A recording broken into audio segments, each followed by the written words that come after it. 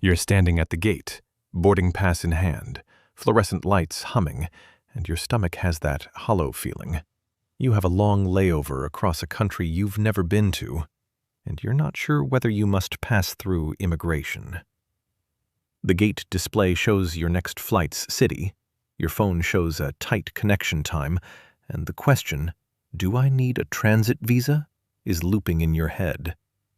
That uncertainty makes your hands sweaty when you unpack your passport and wonder whether to stay airside or to collect bags and go through passport control. Start at home. Check the itinerary on your ticket and the nationality rules long before you get to the airport. If your flight happens to be canceled or delayed, Compensair will help you get compensation for the inconvenience and get your money back without wasting time on red tape. Get a refund for your canceled flight right. Find the official government website of the country where you'll stop, not just a travel forum or a blog, and search for transit visa or airport transit, plus your nationality. Next, check your airline's transfer rules on the booking confirmation and the carrier's website, because some airlines list whether a connection requires entry clearance. Look at timing. If you're staying in the transit area, holding a single ticket, and your bags are checked through to the final destination, many countries allow airside transfers with no visa. But that is not universal. At the airport, confirm at the transfer desk or airline help desk before you leave the departures hall.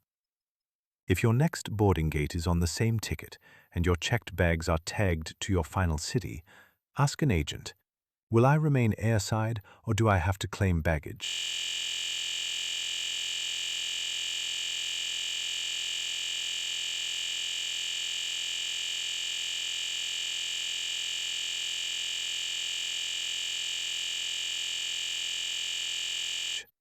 If the answer is claim baggage, that usually means you'll pass through immigration and might need a visa.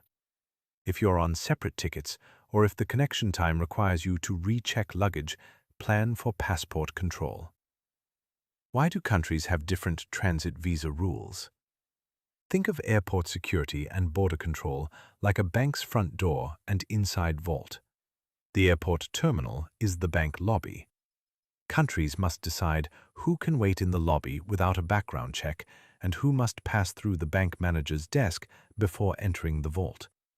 Allowing people to remain in the secure transit area is like letting customers wait in the lobby, lower risk. Requiring entry clearance is the bank manager insisting on ID before someone walks behind the counter, higher scrutiny. Now the real costs and risks. If you discover you need a transit visa at the last minute, you face a range of outcomes.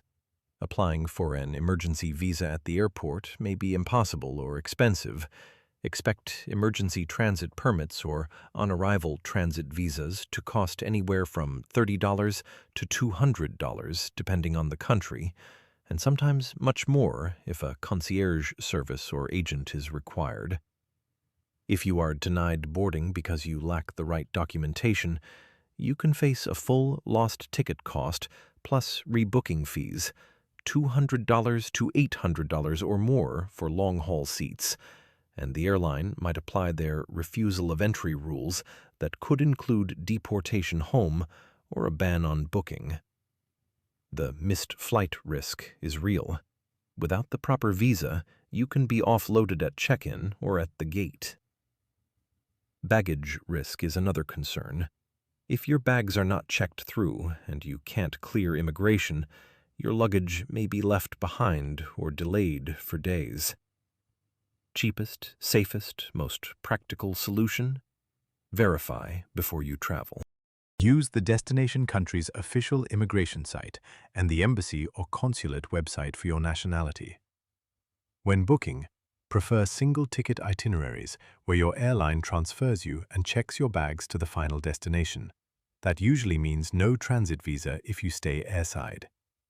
Add at least 2 hours for short international connections and 3 hours for long-haul or when switching terminals.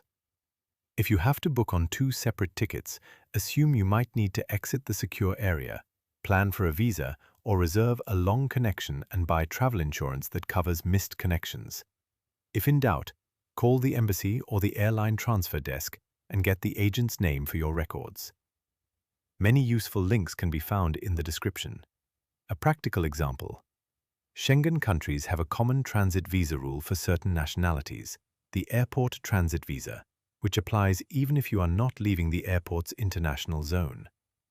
Meanwhile, countries like the UK may require you to clear immigration if you will be collecting bags, joining a new airline, or if transit rules exclude your passport type.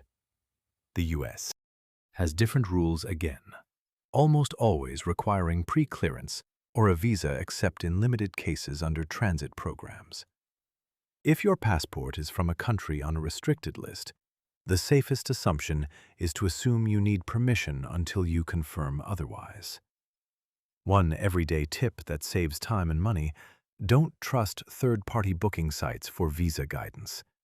Those sites sometimes say no visa required because they read the layover city and not the specific rules for your nationality or ticketing arrangement.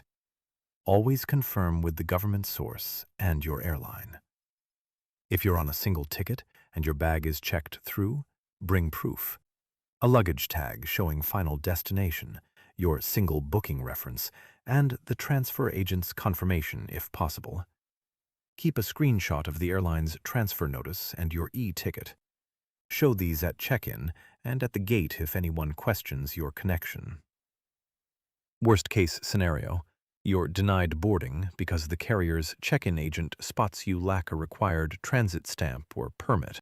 They can cancel your boarding, return your money only per the fare rules, often a small refund, and you'll be responsible for new travel costs and any hotel or transport.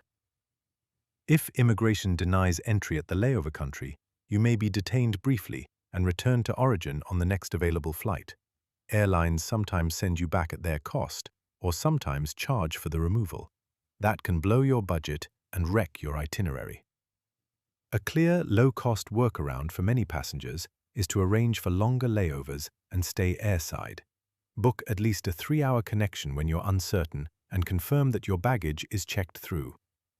If you want to leave the airport during a long layover, apply for a short-stay visa ahead of time or check whether the country offers visa-free entry for your passport. Another option is to use transit hotels located within the transit zone. They let you rest without clearing immigration and usually cost $30, $120, depending on airport and room type. Hidden fee or misleading claim to watch for. Some airlines and booking platforms advertise no visa required for transit, and they mean no visa if you remain in the transit area and your bags are checked through. They omit the condition that you must hold onward tickets on a single booking or that your nationality is excluded. The dangerous trap is the booking site that recommends a low-cost multi-ticket connection that forces you to claim baggage and recheck with a second carrier, and then nudges you toward buying a transit visa processing service for an extra fee. How to refuse it? Decline add-on visa services, contact the embassy directly online for the real requirement, and rebook to a single ticket through checked itinerary or buy travel insurance that covers missed connections. If a desk agent or site pushes a paid fast-track transit visa or "we'll handle your visa for $150, say no and ask for written confirmation of the visa necessity from the embassy. If they can't provide it, don't pay. Small checklist to follow the night before travel. 1. Confirm your booking is a single ticket and bags are checked to final city. 2. Screenshot the baggage tag info or booking page. 3. Look up the layover country's official transit visa rules for your nationality. 4. If you might need to leave the secure area, apply for any required visa well before travel. 5. Print your boarding passes and have digital copies in email and phone. When you get to the airport, talk to the transfer desk before checking in for the first flight if you're still uncertain. If an airline agent says you need to clear immigration, ask them to explain why and request the airline's written policy or a reference. If you're denied boarding at check-in, remain calm, request the reason in writing, and ask about rebooking or refund options. Escalate to a supervisor if necessary. Keep copies of every interaction. They help if you need to claim expenses later. For first-time flyers and rare travelers, this process feels overbearing, but remembering 2 quick rules helps.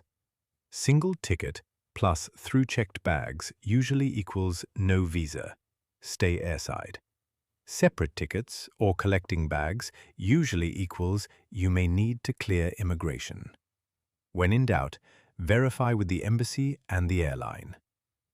If this helped, hit subscribe for more practical travel rules and like to tell me this was useful.